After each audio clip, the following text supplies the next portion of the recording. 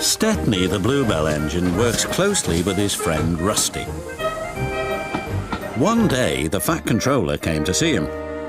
"Rusty tells me you're in need of change, so I want you to help Toby and Mavis in the quarry." "Oh, thank you, sir," said Stepney. "Shall I be away long?" "Just today," replied the Fat Controller. "But please be careful, it's easy to get lost up there, so be back before dark." "We will," said the driver. Stepney soon arrived at the quarry. "We're glad you're here to help us," said Toby. "Are those my trucks?" asked Stepney eagerly. "Only some of them. There's masses more in the sidings," replied Mavis. "The more the merrier," whistled Stepney. Stepney was really enjoying himself. The dustier he became, the harder he worked. Mavis and Toby were impressed. The quarry foreman spoke to his driver. "We have a night special to take to the building site at the new branch line. Do you want to pull the train?" "Yes, please," said the driver. But he should have asked the Fat Controller first.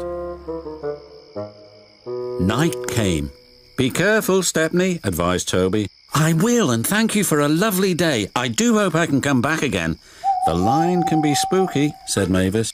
"Thank you for the warning." And with that, Stepney puffed away into the night. Stepney arrived on time and made the delivery of rock and stones for the workmen. Then he set off for home. That's when the trouble began. The fog came down. Mavis was right. Suddenly, everything does look spooky.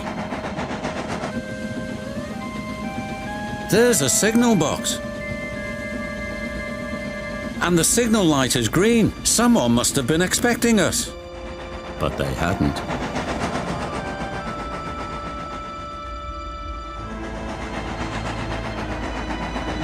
The points had been set in the wrong direction, but Stepney didn't realize this. "Home, here we come," he thought.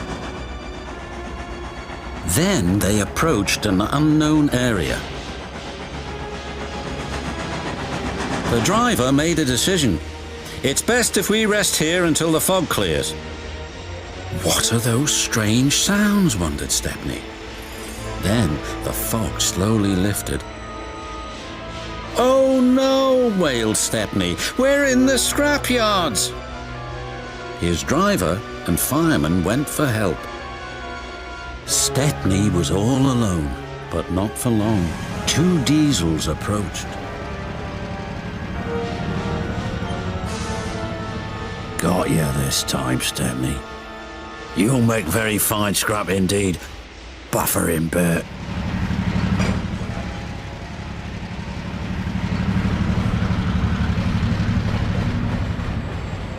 The diesels took him to the large smelter's shed.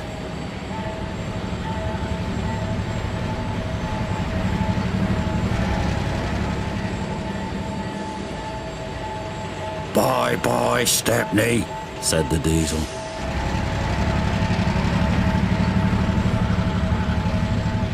Stepney looked up. Above him was a huge grabber. "This engine's not for scrapping," shouted Stepney. The grabber wasn't listening.